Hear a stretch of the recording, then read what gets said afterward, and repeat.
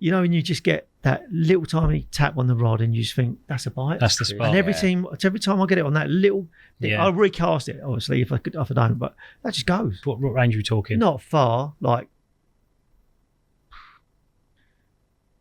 11 wraps, something like that. Okay. Yeah. So, I'm not. There's no way it's 11 wraps. No, he's thinking. It took him an hour. There's going to be people watching this. They know what swim I mean. I think he was going to say 28 wraps, then realised it'd be like over into the road. Yeah. Thinking Tackle Podcast. How many times do you go a day?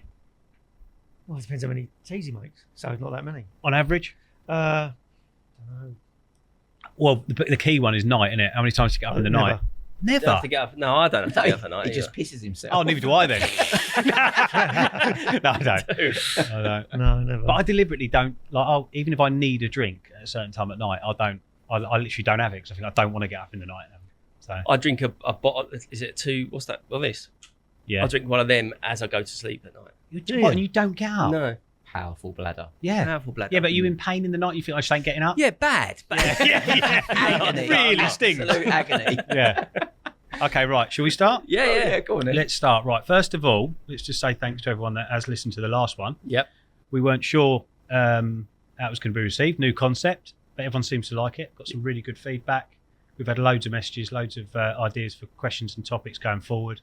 But we did obviously talk about what you guys were all up to in the last episode. Yeah. We had shoots coming up. So for this one, I think we'll pick a couple of questions out towards the middle or the end of the podcast. But for now, I think if we just have a quick catch up on what you've been up to. Yep. Yeah, I've had quite a few messages to reply to, people saying, have you really not caught a UK 50? Oh, yeah. You're getting out there early. You haven't, no. Have you still not done that? No, still not done it. I had that one. It was on the agenda. Yeah, but it might be. It'll come up again, I'm sure. But we start with you, Tom. You've obviously been and done Yeah. a Thinking Tackle. So who'd you do that with and what went on? So I went to Carp in northern Netherlands. It was actually originally meant to be with Spooner, and Fairbrass was going to be filming with Pierre Mayer in France. Yeah, man. Pierre Mayer. Yeah. But Dan couldn't end up doing the Thinking Tackle, so me and my best friend Spooner were split up, and Spooner went to France with Pierre, and I went to Carp with Daryl. And we obviously, because it's September, it's a deep lake. We originally thought we were going to be catching them in the edge, which would have been different to when we went at the end of August a few years ago, because we was catching them on zigs out in the middle. It's like 25 acres, this lake, 49 foot in the middle. So obviously a lot of the fish spend their time in the upper layers towards the middle of the lake. Yeah. And we wanted to catch them out at the edge this time because each swim is a double swim, and each side of the double swim has got some sort of feature in shallower water. Okay. So we were thinking that because we're going to sort of go mid-September that we're going to catch them off them. And for people that don't know, you're thinking because it's still fairly warm or find the warmest. It was pretty warm. It was like late teens, was it when I was there? Yeah. Yeah. So late teens. Maybe a little bit warmer than 10 that. at night, Okay. yeah. It was still warm, but it wasn't like it was in August or in the spring when you think they're going to be up in the water. Yeah.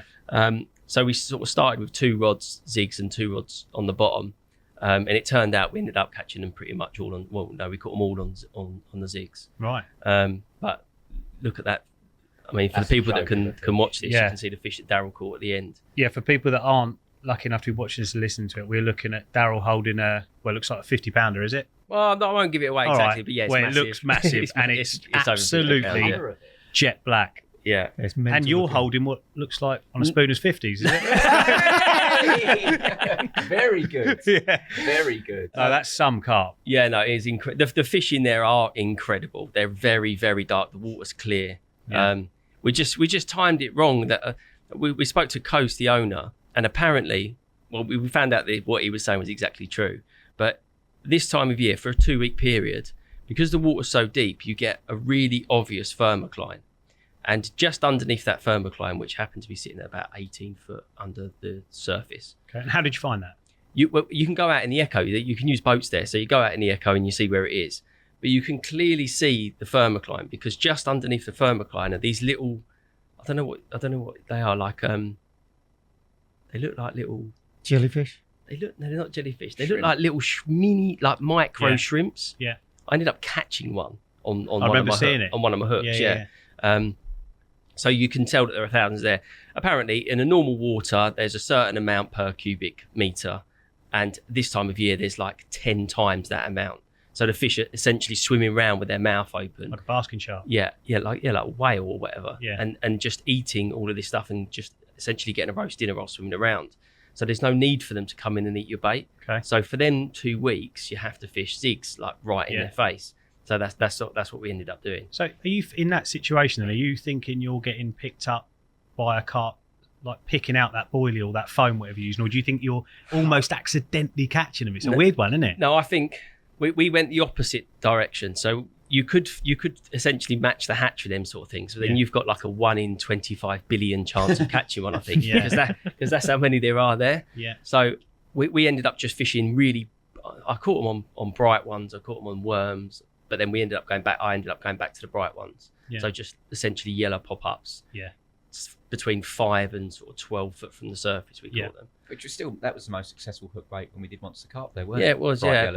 But I think since we'd done that, more people use the zigs there, and they'd been done a little bit more. So it wasn't like we worked the zigs really hard and didn't get quite as many bites as when we were there on them.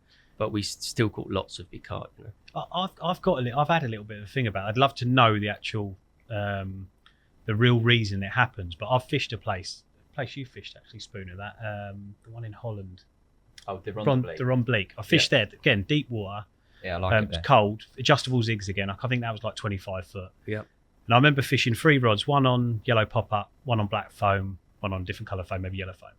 And I remember getting bites on both, but I remember having like slightly different hook holds with like the boilie and the foam. Right. And it always made me wonder whether the foam's getting picked up by almost like as a fish passing, as if it could be just like a bit of sediment or anything. Yeah. And whether they're actually seeing the boilie from maybe slightly higher, slightly lower. I always feel like you've got to take it. more of a chance. I feel like with the boilie, you're almost angling a little bit more because you've got something really bright, something really visual, that like even if they're a bit lower or a bit higher, they'll make a beeline for it. Yeah. I don't know what you think about that, because obviously the silhouette of foam is obviously quite good looking up, but foam going along in that, especially the water's not particularly good clarity. Yeah. You'll sing like everyone does the same thing, that they catch it, you get it and you land it and you fish in your net and you go, how's that just eating that? No, like black foam. Why have you just caught that fish? Yeah, I think you probably get more pickups to the black foam. I think you probably get more, Daryl said, you probably get more obvious flybys with the pineapples, like I am not touching that. Yeah. But then when you actually get one take it probably woofs it down. Proper nailed. Decides it's going to take it and takes it, and maybe that's why you're getting better hook of it. Yeah. But I remember when we went to see, I mentioned Jim at Jag again, he's caught lots of fish on zigs. Are you playing foot a little bit? Yeah, probably. Nice. He's caught lots of fish on zigs, and I spoke to Daryl about him as well, and Daryl said that he out-caught Daryl massively at Bundy's in the winter, one session. And Jim said when the fish are getting caught a lot on zigs, it means often that a lot of people are using black foam. Yeah. So you can go the opposite direction and use something really blatant again, and it works more so than the other thing. Yeah, right. And Okay. I think that works. It's true. Yeah. What about you, Damian? You done much adjustable zig fishing? No, not really, mate. No, it's not. I used to do zig fishing all the time. Back at like from layer pits, we used to fish fixed zigs, and the depth would change on a daily basis. So, like on a Saturday, you might catch them at 6 feet, and then the next day you might catch them at 9 feet, and nothing's seemingly changed. Weather-wise. I used to enjoy it. So it's a devastating method, but the lakes I fish just doesn't really suit it. No. And a lot of lakes now you can only fish one zig. You can't commit to it. Do you know what I mean? So it's much better to be able to do it properly, isn't it? I think that, like you say, the revolution of the adjustable zigs is like unbelievable, really, isn't it? Like, and especially for unlocking stuff quickly. Like I know what you're just saying there. The depth can change on a daily basis with no real reason. But a lot of the time, when I've fished abroad and you've fished adjustable zigs on 3 rods, done them all different depths, the minute you find that depth and change them all to that depth, it's just like a light switch, isn't it? Whereas a lot of people, You've had it. A few trips where you get it absolutely spot on. Yeah. You almost can't keep a rod in the water. It's great angling when it goes well like that. It's good, isn't it? I would say that it like going there and doing, like I said, we went in September because you're almost never zig fishing in September, and that is a weird occurrence at a lake that has these weird little shrimp things. That meant that we had to do that. It's unbelievable timing. Weird timing. Yeah. Literally this last week it's. Yeah, the week after. It's loads of fish come out on the bottom. Yeah. So we mistimed it, but we still managed to get amongst them. So it's good. It's good fishing with Daryl as well. Yeah. It's like I said, it's good fishing with somebody good for a change. Yeah, I like that. It's good. Really lovely comment. Could talk about UK 50s for half an You didn't hour. bite on it at No, all. I thought You you didn't better. get. Ah. Yeah. I was going to give it a little cheers, mate. But Yeah. But before we move on to spoons, obviously, don't give too much away, but obviously a successful shoot and a video that's going to come out next year. Yeah, coming next year. Thinking Tackle. Me and Daryl, we set ourselves a target of a 50-pounder, and it got done. It got done. Yeah. Nice. We won't dig any more than that. Right, spoons, on to you then. So you ended up going out with Pierre Mayer all of a sudden. yeah, I met Pierre a couple of times. Obviously, never fished with him. Dan couldn't make the trip, and it sounded right up my street. Yeah. Lots of spodding, lots of bait going out, multiple takes. So sort of went there with that in mind. Had a chat with Pierre. We actually fished opposite sides of the lake to each other. There's one half of the lake that's got quite a few snaggy bits, and he said because it's like his syndicate lake over on the east coast of France. He said there was a lot of stock down that end. So we didn't fish the first night. We just got there, slept under, just put the bivvies up. When we actually started fishing the following day, done all the filming bits first of all. Yeah. I spotted out a bucket, 5 kilo of bait onto this sort of area, put 3 hook baits out amongst it. And we all sat down thinking, that'll take them a bit of time to get through. And within 15 minutes, I'd had a carp on each rod. Oh, my God. And I was like, oh my God, this is going to be... That's when all the hectic. cameramen look at each other and go, oh, no. Yeah. Oh, no. We're in for this is going to be hell. I'm proud to have almost killed a couple of cameramen. Yeah. And this was another chance to do the same. But it meant, what was really nice, it meant that... because Pierre was catching the same, we caught lots and lots of carp, lots of lovely carp as well. Yeah. But it did mean I'm just that looking at a couple now. we didn't have to fish the nights. Yeah. You'd reel in just after dark. I'd be up before the crew in the morning. I'd be getting another 5 kilo of bait out. Yeah. And as they're getting up, the last of the bait's going in, the rod's going out, and you got into that process of press and repeat. There's a few little funny storylines that are running throughout. Yeah. Wicked bit when Pierre come around to see with a grass carp. I'm not going to say any more than that. Okay. But yeah, you should see it was carnage. I had both of my nets had holes ripped through them. Once I've landed a carp, grassy, they've smashed their way through them, made a hole, gone through. So I'm having to get Benny Allen to help. But like he's holding the net up. I'm having to pass my rod through the hole that it's ripped so I can start playing it in again. Carnage. Pull your mic round a little bit, Spoon. You get a bit excited There we about go. your triple Yeah. taking. Yeah, plenty of them. What method-wise, then both doing a similar thing, or Yeah, I'm pretty boring with what I do rig-wise. It was running leg clips that eventually went over to a fixed leg clip using the pinned leg clips. There was a few snags. I'd got into them a couple of times and lucky enough to get the fish out, but I had to start dropping the leads because it wasn't going to be long before I was going to get cut off in one. Did you start getting less bites when you changed over from... Made no difference. No, but you had them going so mad. The it was only like- difference is that every single bite on the running lead was a churner. And as soon as I switched the leg where I was sort of fixing the lead in place, started to get a few more twitchy ones. Like you can almost imagine them doing that on the spot. Getting rid of the lead. Yeah, it was really weird. Mm. And that was instant. The first bite after I'd made the switch, I just assumed it was a grassy. Yeah. And it wasn't. And I had like 5 or 6 bites in quick succession doing the same thing. So that was the one big difference. But actual... In regards to that, right, when I've been fishing, flat calm at night, nothing's happening, no bites, just really quiet. You get a random bib, Yeah. and then do you do anything about that if that happens? Like, because I think I've been done. That's a pickup, and I have to recast it. Do you not think it's a liner? Not always, no. it just gets the better of you? You think I can't layer? I'm redoing that rod. It's bowstring tight. Yeah. And it's exactly. I'm like, fuck, I've got to get up. Yeah. And I just can't. I can't leave it. Just got to recast it. Yeah. It happens a lot. Have you got running leg clips on? No, fixed leads. Fixed. Can you not fish runners over there then? Not really. No, like you're right in the weeds. You know what I mean? It's got.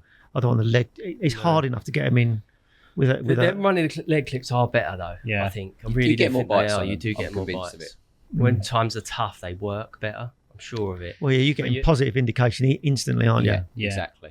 But are you to think in that moment then when you're getting a couple of bleeps that they're like picking your lead up? Well, you've Get seen them rid of it. throw the lead, haven't you? And nothing happens.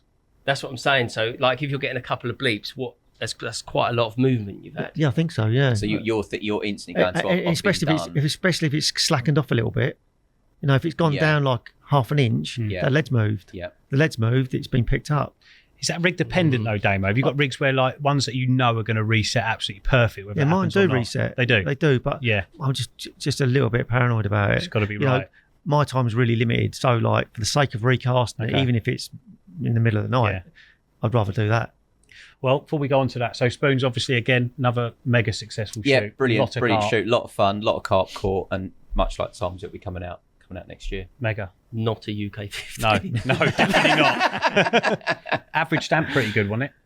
Yeah, it was. I mean, there wasn't much under £30. Yeah, that's good, Yeah, isn't it? really, What a week. really cool place. Beautiful. Like, it's like a massive country park as well, like 35 acres, something like that. Oh, really beautiful. nice. Yeah, nice. Syndicate? Yeah, it's his syndicate. syndicate, yeah. Got special permission from the. There's one little story. The owner came down. He didn't speak any English, but he'd come down every day to see us, make sure everything was all right. And he come round to my swim. We're having dinner one night, and he's going. He's like, carp. I was like, yeah, some nice ones. He went, any. He was doing this. I knew what he meant, grass carp. And behind you, you've got the river You Moselle. didn't. Tom had sent him over. Any UK 50? No, still not. I knew. And he's held his arms up. I went, grass carp. He went, yeah. I went, yeah, I've chucked him in the river. I just pointed at the river and I said, put him in there. His face, he's like, Oh, no. everyone went, ah! I'm joking, aren't I? He was fuming. Oh, brilliant.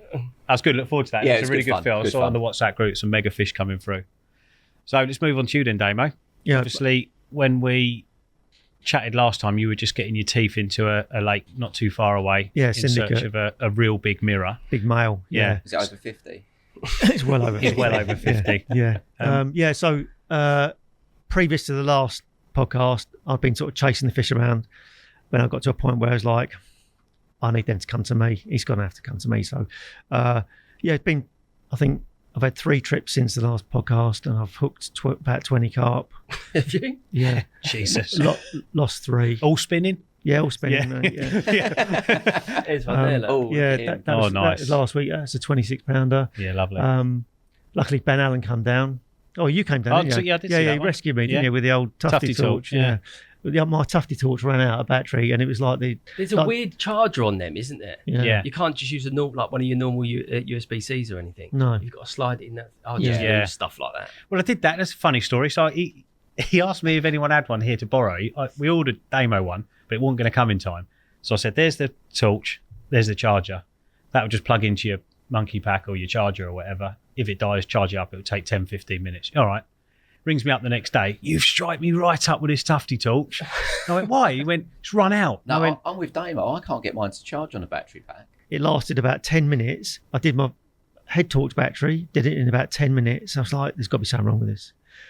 But having no Tufty torch was like the fucking power going off at Jurassic Park. And the Velociraptors, they were just coming in. Yeah. And I was like, oh no. So I rung him up because I knew if I left, they were going to Yeah. eat all my bait. Yeah. So there was a chap fishing opposite. I rang him up and went, mate, can you just Tufty torch them all? So we were doing that. And then luckily you and Ben Yeah. came down and he did the pictures of that fish and give me another Tufty torch. yeah. They are a godsend, them things, aren't Yeah, they? they are. They're absolutely. They're nice yeah. fish in there, Yeah, aren't they are. That, really that nice. was last Can't week. be wrong. That's a 36 pounder. Is it? I've matte shotting most of my fish, to be honest with you, because it's too much out getting all the camera kit out. But So carpy. Yeah, that is carpet. that's a nice carp, that one. It's lovely, yeah. Really nice colour again, aren't they? Yeah, they're really nice fish. I mean, heavily scaled. I had a proper nude leather the other week, 30 pounder. That's a nice fish. You got a But picture of that common, Damo? yeah, I think so. You got a picture of the common? I think we might Common have. is a joke. Find it. Yeah, I hopefully remember- we can get that up in a second because that is an That is a unreal special Yeah. carp. that. Yeah, that's Jet Is it black. 38 or something? 38 pounds. Yeah, just ridiculous looking Have you thing. seen it, Big Tom? square thing, Yeah.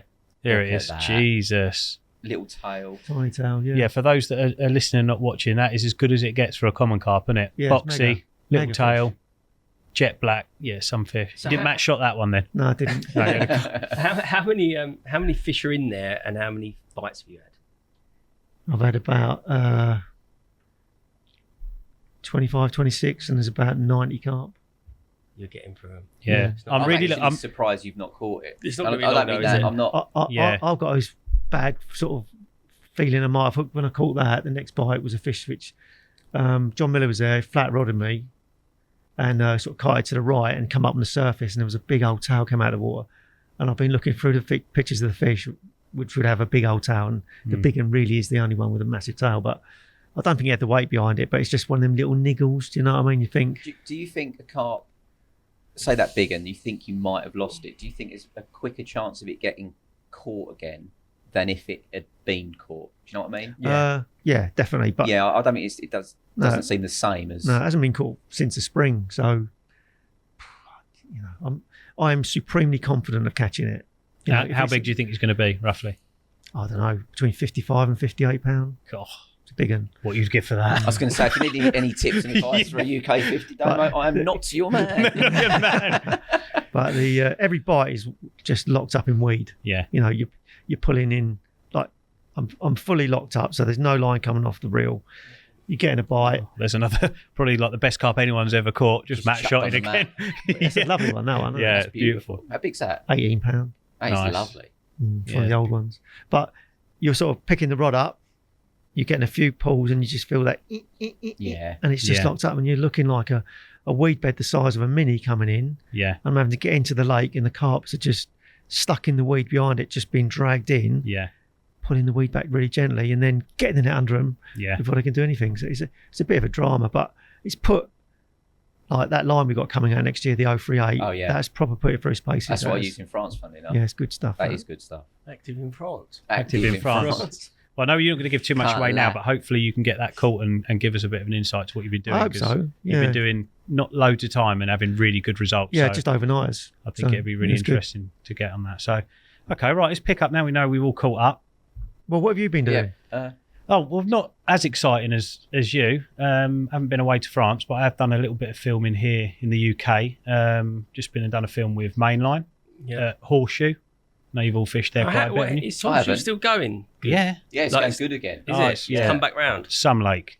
Unbelievable place. You've done a lot of time there, Damo, haven't you? No. And you? No. I thought you said you had. No, mate. I thought you had fish there. Did you, Spooner? No. Who was I talking to yesterday then? On Monday or Friday? You are full of it. Oh, right. There you go then. Oh, that's only me that knows everything about it then. You're the horseshoe specialist. I'm the master. Now. I've only fished there twice, so really beautiful lake.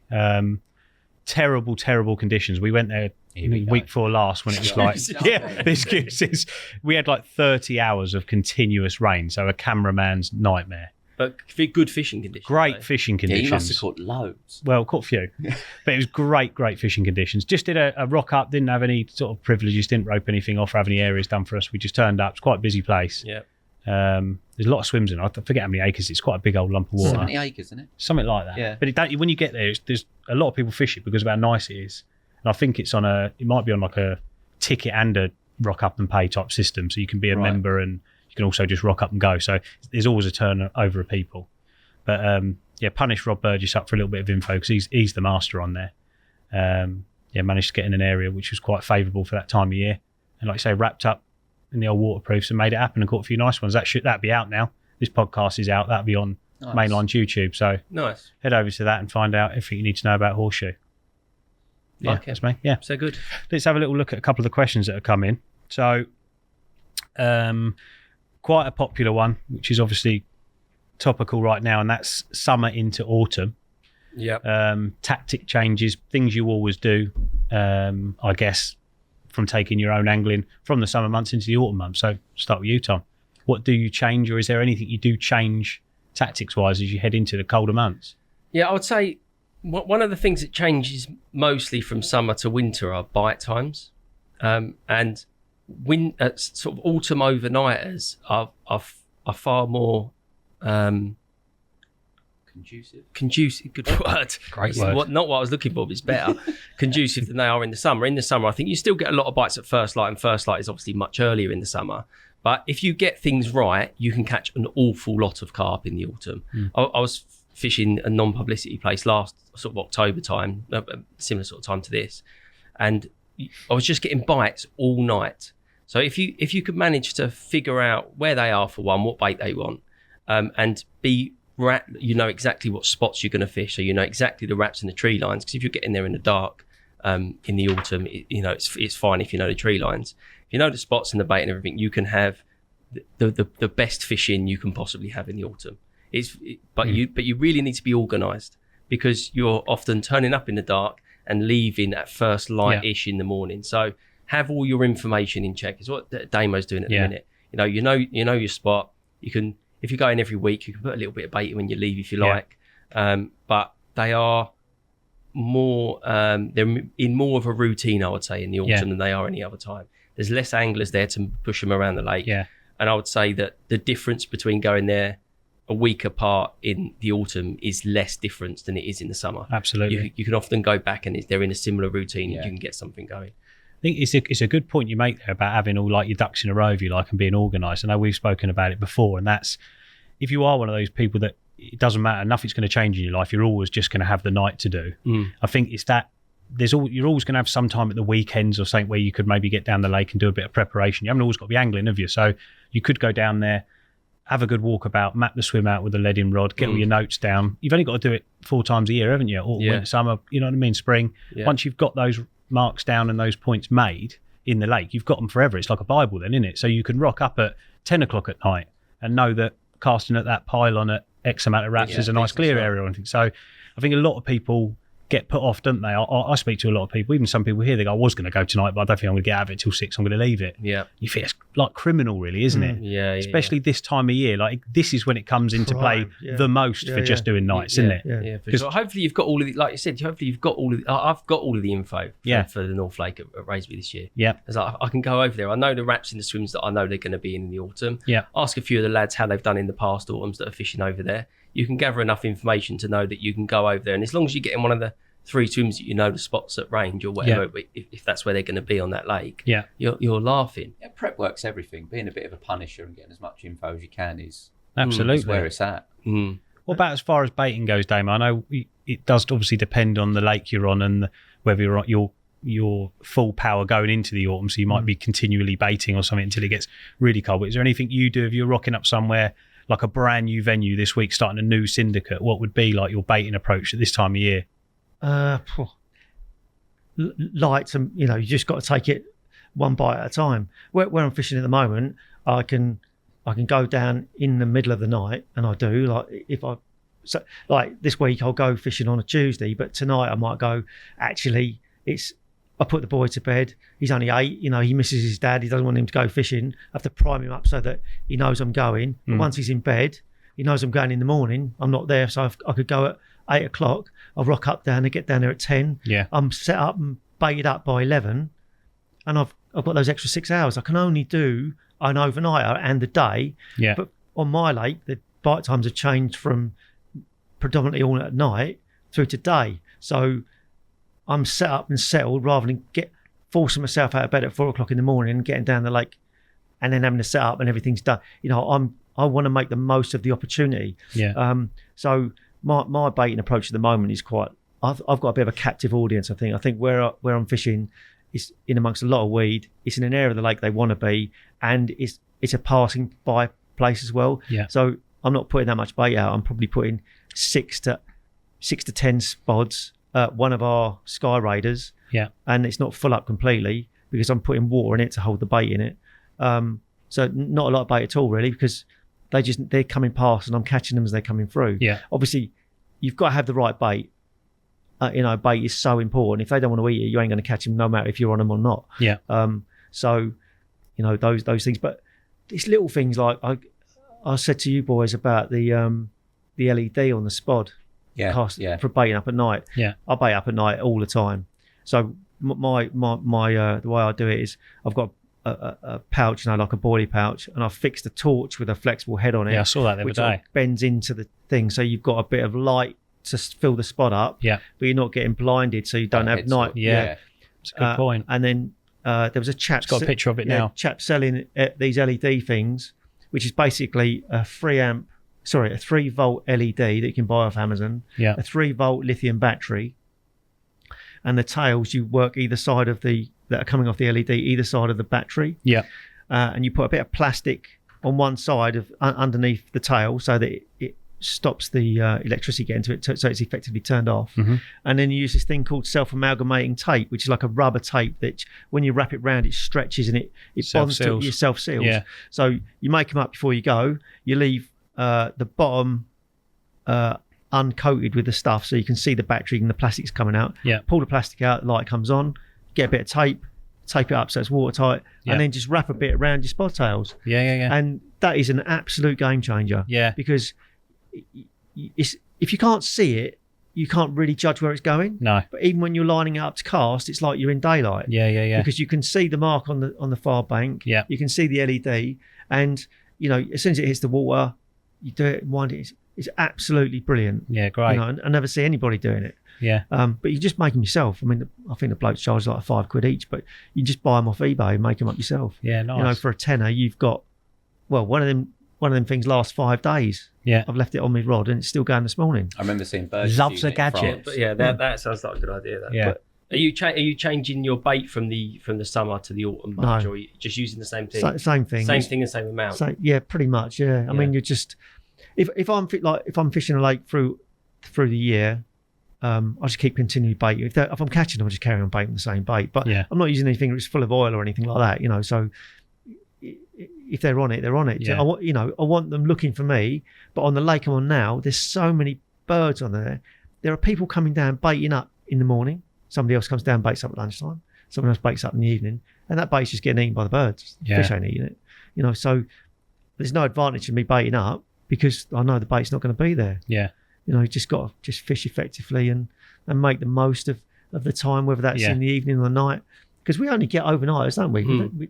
I expect a few people said when I asked on Instagram earlier about what we should talk about, a lot of people are saying, I only get an overnighter a week, and there's people that are there 72 hours. Yeah. How am I going to compete against them? And I'm like, well, welcome to the club. Yeah. That's all we've had this year as well. Well, I think go on. So, sorry. We're in maybe a slightly better position that everyone here understands that we want to leave early to go and get there maybe before rush hour or whatever. But I think most tradesmen and that can do that. Yeah. I would say make sure that you can get there at a decent any time. Job, I think. If you sweet talk the boss a little bit, like if I work through me lunch today, can I leave a couple of hours? Yeah. I'm not saying you can do it in every job, so don't want anyone moaning that they can't, but I think a lot of people can. Yeah. I mean, obviously, the ideal scenario is that you lengthen the time of your quick overnight. Yeah. So I would try and get there as early as you possibly can. If you can get there before dark, great. In the autumn and winter, you can't. But if you've got them little things like that, and you've got the information, you know where you're casting, you quickly get into a routine of being able to do it with your eyes closed. So of course you do. I don't think it's too much of a problem. We've got a bit more of that luxury now, but I didn't used to. Back in the day when I'd have a bit more time targeting specific fish like Star Lane or Lakelands, I was very often getting down there in the dark. And like you say, Damo, you've put the groundwork in, you know where they are already because of the time you've put in. And it is a case of getting down there, flicking your rods out and a bit of bait, and you're angling so effectively. You're golden, You've got to put the effort in. You have. One of the things I did that helped loads when I was at Star Lane, a bit like you were saying, with people turning up baiting the same swims in the day and the birds eating it. Because my fishing was overnight, as I'd leave work, drive to Southend to put the bait out just as it got dark. Yeah. So that then I felt like if they're going to eat it, it's when I'm normally going to be fishing. Yeah. So then I felt it made the hours of darkness even more effective. I think as well, if you get into the routine of doing overnighters, you actually fish more effectively than the people that are there 72 hours. Absolutely. You notice that there are a number of anglers that are on it consistently for the 72 hours they're there. But I think the anglers you're normally fishing against that are there 3, 4, 5 days a week are not the type of angler that are going to make the most of the time. And if you are and you only do a night, you can easily outcatch them. I think.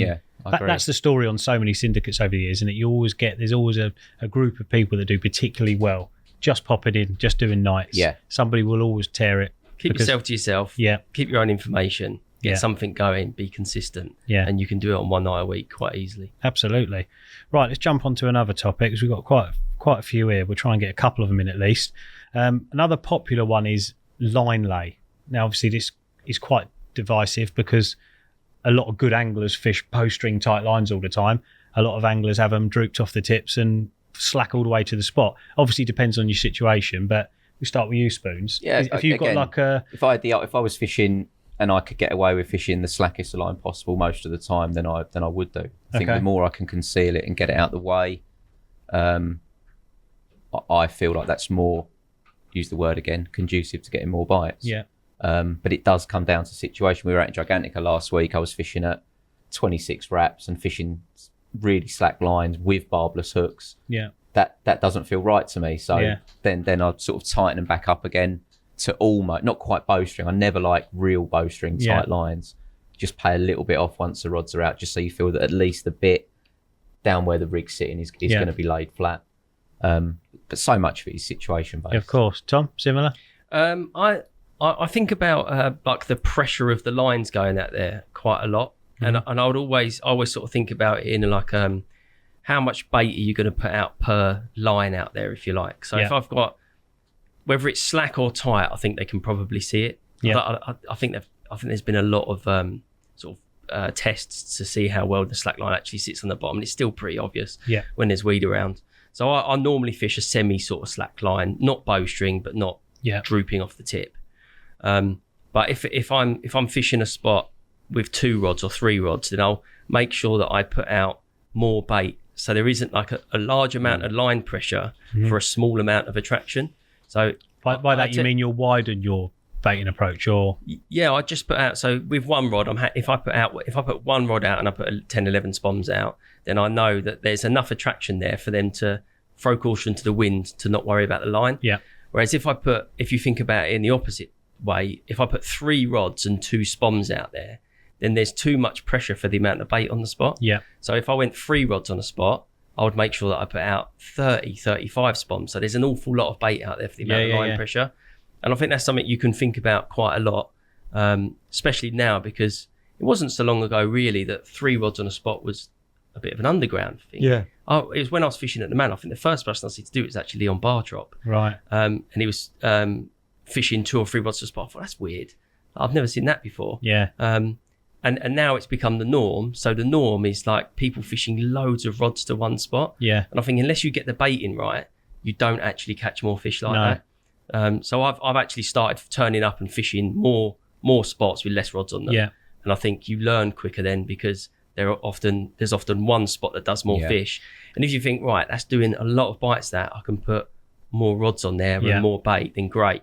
But sometimes you learn that actually ruins the spot. Absolutely. So, and most people are doing that as their opening gambit. So I think you can think about the pressure per line, if you like. That's what I try and think about as much as I can. That's a really good way of explaining it. Really good. I think Callum. What was Callum? We was at Gigantica last week, and one of the lads here, Callum Sharp, was a very good angler.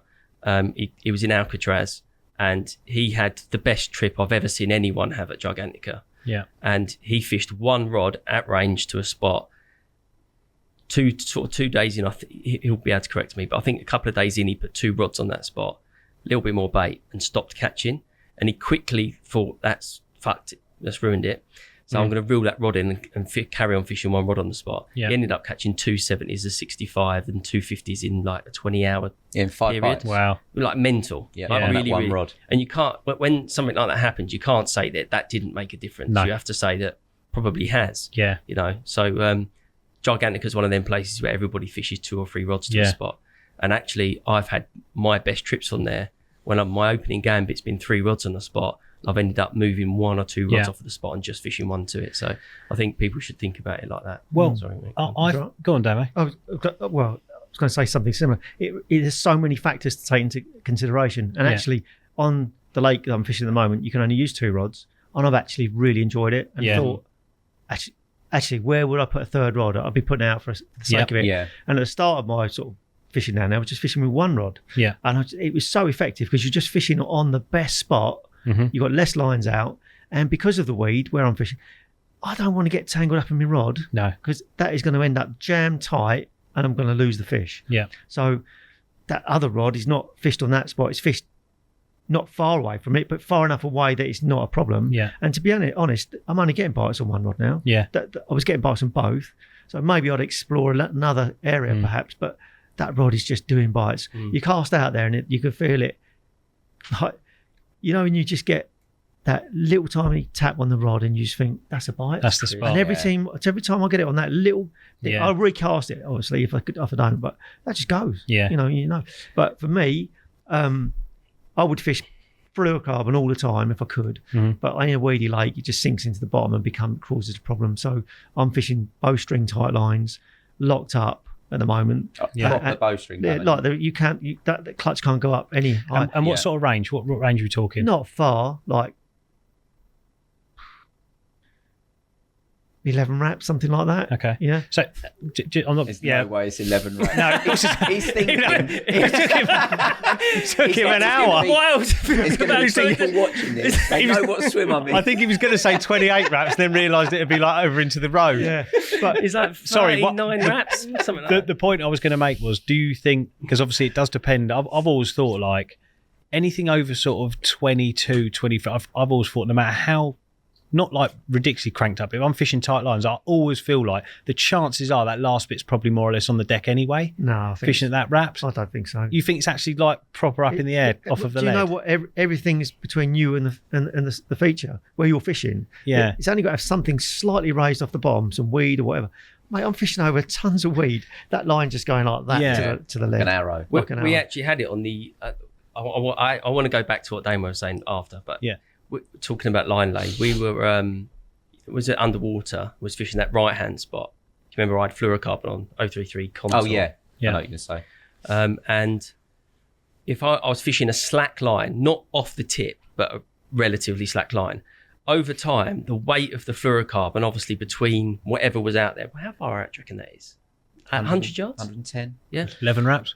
Yeah. About 11 wraps. It was probably 110, I reckon. And over time, the weight of the fluorocarbon, even with a slack line, was the thing that won, if you like. That was the thing that went on the bottom. And because there was so much of it, it was actually pulling up my lead core the other end. Yeah.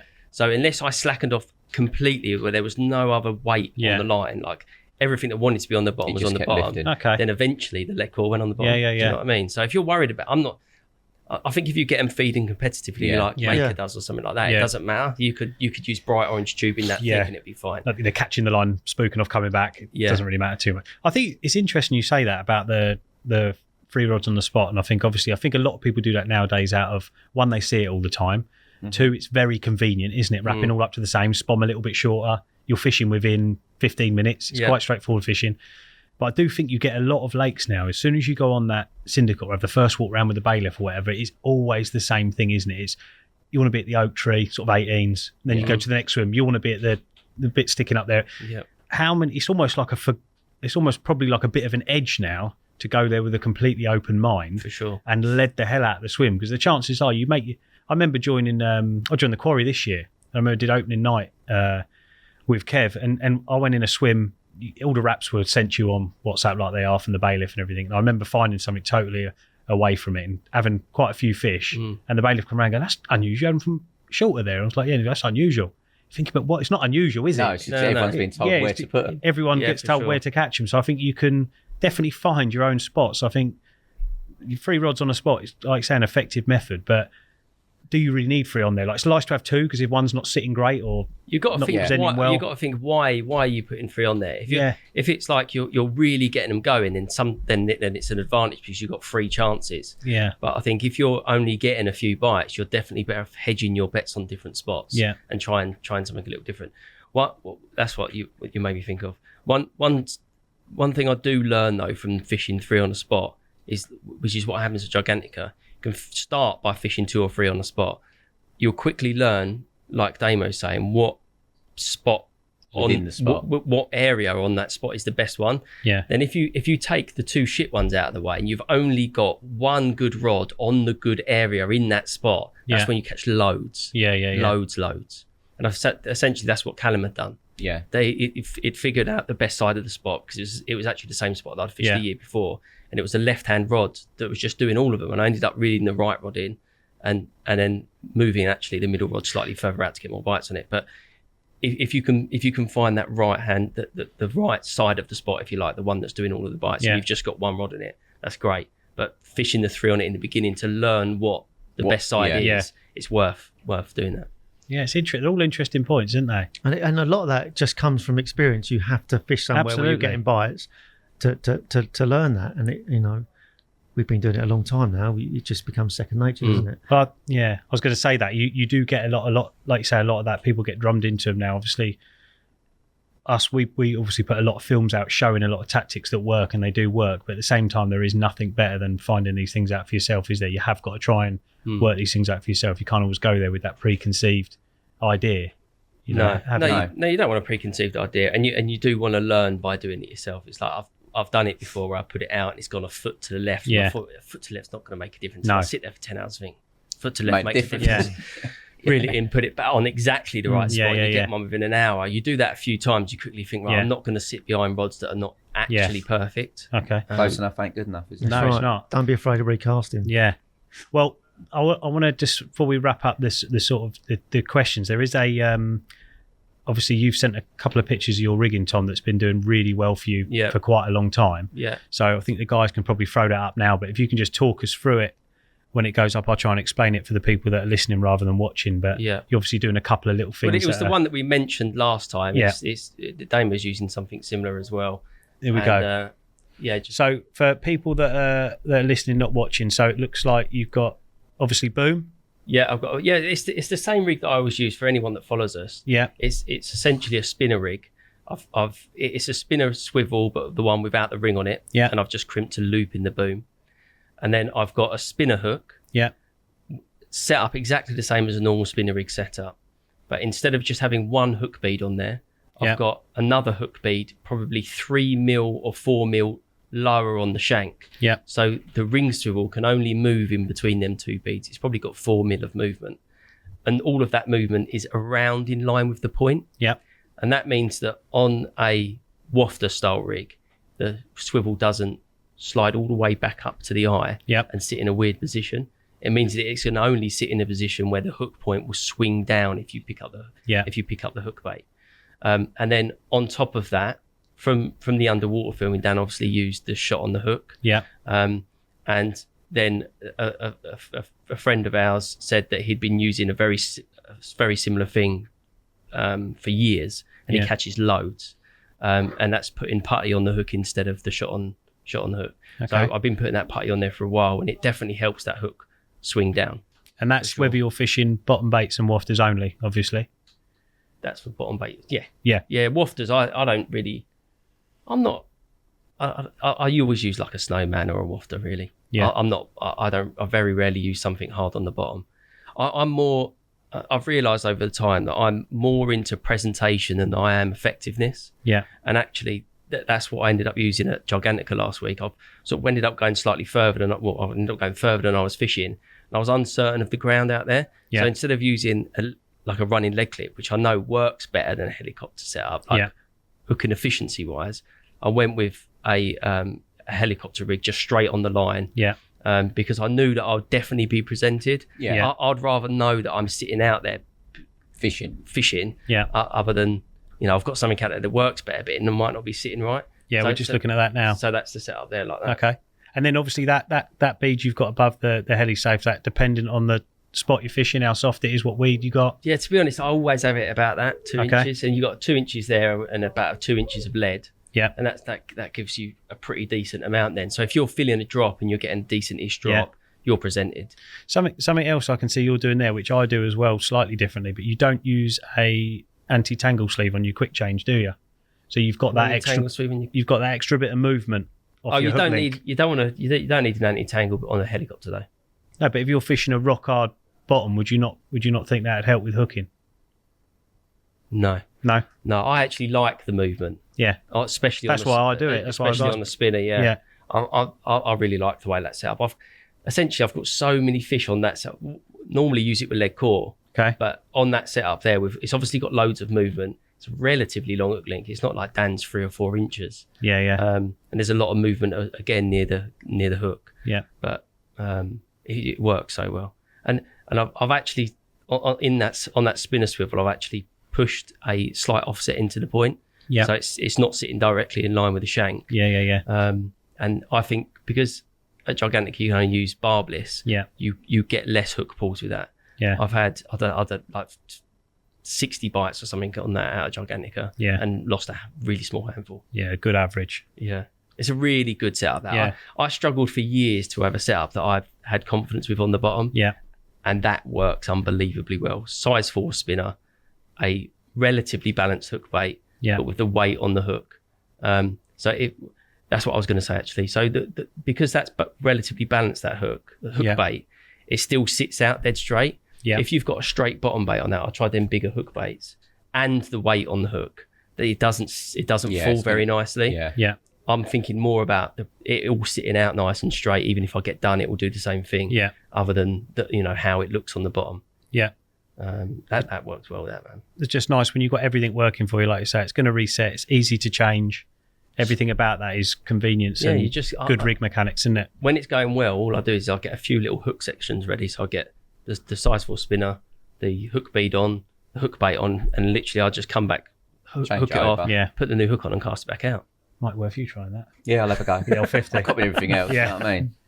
Right, well, it's so good though. It's been good. I've loved it again. Yeah, it's been good. It's good. I know Damo's going to finish off with something in a second, but we are going to be obviously doing these regular. We're obviously going to want these topics to keep coming in. Yeah. Been some great ones today to talk about, but we can't have enough of them. So we are going to give away a few little freebies as we go along as well. Nice. Korda Clothing have given us some sticker packs and mugs and stuff to give away for the next one. So if anybody's got any sort of topic they want us to talk about or an idea they want us to put on the podcast, chuck it in the comments, either on social media or on YouTube, and obviously you'll be picked out win a prize at random and win some prizes. We'll mix them up as we go along as well. It's just a start, but Damo, you wanted to I couldn't do this podcast without mentioning one of our mates who passed about a week ago, Simon Davey. Simon was one of those anglers who was if I had top 5 anglers, he'd be in the top 5. He was an absolute carp terminator. Has been for forever, isn't forever, yeah. He was Regan introduced me to him. Regan sailed with his father, so Pete's known him since he was a boy, and I know he's really close to Peter. And he fished everywhere, and he was ultra successful. I mean, like take Manor Farm just down the road from us, the Manor. I think in 6 weeks he caught every carp in the lake. Wow. He had Stella 3 times, Gracie's twice. Yeah, caught everything. I mean, he's had a few nicknames over the years. I mean, they call him the trawlerman because he used to work on the trawlers. Right. But I call him the trawlerman because he catches everything. Yeah. So, but down there they called him Captain Cast a lot because he would keep casting to the spot. Yeah. And I know Black Moth said to me, this geezer down there, he keeps casting. And we're like, what the fuck is he doing? And I went, is that Simon? And he went, yeah. I said, what happened? He said, he put a rod down, he caught one. Yeah. Maybe you should cast Perhaps you should try casting more, yeah. But I think he used to like finding a clear spot. He would know where the fish were going, and then he put a chod on the back of it. Yeah. And he just used to catch loads. He was so observant, a very quiet, humble man, but somebody who just loved his carp fishing. I know he got in trouble with Regan because he was catching them and he was just looking at them in the net and tipping them back. And he was doing that on the car park lake. And when he caught Heather twice, and he took a photo of Heather, and I think Heather was the only photo that he really showed anybody because he was so proud of catching it. Really? But he, unfortunately, he'd got cancer a few years ago, and it had come back and got him. But from my perspective, I think Simon was actually badly let down by the NHS. Right. A series of what's the word? Misdiagnosis. No, just very poor management of his treatment. Right. Incompetence, I would say. Right. He was 120 days past diagnosis before he got it treated, and there was just a catalogue of disasters really with his treatment. I don't know actually what he passed with. Yeah. I'm sure I'll find out, but taken too early though. Well too early. He was a man of great detail, and for the last sort of 3 or 4 years he used to make my hook baits for me. Oh wow. Because Pete would say to me, oh, Simon's making these hook baits. So I rang him up and said, how are you making these? Because Regan keeps going on about them, and basically you'd end up with a wafter that would stay exactly as it went out for 24 hours. All right. So he went, oh, I'll make them for you. So he did them for me anyway. I was like, sorry, they're a little bit big. And he's like, well, that's what they are. I went, mate, can you do them like 16? Yeah. And he was like, not really, mate, because they dried down to, he did them at 18. Right. He said, well, I said, what we got to do to get them to 16? He went, well, we need a 17 mil roller ball. I said, they don't make one. Yeah. He said, yeah. I went, I'll get one. Yeah. So got one of the lads to draw it, and my mate made it, and that's what we used. So Of course he did. yeah. But it was all about the 40 detail. grand later, we've got the perfect wafter. It's literally perfect. It was, yeah. But he, mate, I caught so many fish on his hook baits. just like ridiculous. And so obviously he did as well, but it was, our commonality was like everything was in the detail. Yeah, nice. And he will be sorely missed. But I've got a good story for you about Simon. When he was fishing Horton, he absolutely emptied it. Right, so he said to me, all them boys from that lowest off sort of Suffolk area, they're all swervers, right? They all like breaking the rules. And I said to him, what is it all about? And he said, oh, it's just genetic. It's where we're from. I went, genetic? I thought it was because none of you could read. Yeah. But one day at Horton, he was baiting up, and he had a bloke standing by the gate, keeping watch. So he put his bait out. So he put his bait out in his spot, and then he would throw baits in the edge, stamp them in the ground, and so anybody come to his swim would go, oh, fucking hell, how much bait's gone out here, and not go in there. So on this another occasion, Simon's come down with his barrow, and there's a chap in the swim that he wants to fish. And he said to me, when you going? He said, oh, I'm going in a couple of hours. He said, okay, can I leave my barrow here? I'm just going to go and get some breakfast. So he's gone off, come back like an hour later, and mate, he's got a wasteling in the trees. He's gone, oh, you got one, mate? No, he went, no, I've had two. You've had two? He went, you've been doing really well of late, haven't you? He went, yeah. He said, every time you bait up and you fuck off, he said, I'll come around and pack up all the baits that are on the edge, and that's what I've been fishing with. Putting them out of the line. It's quite the opposite. Yeah, brilliant. So, yeah. Class. So, Nice words. Missed. Love to his family. Rest in peace. Nice one. Yeah, mate. Thanks, lads. Yeah, See you next time. Great. See you next week.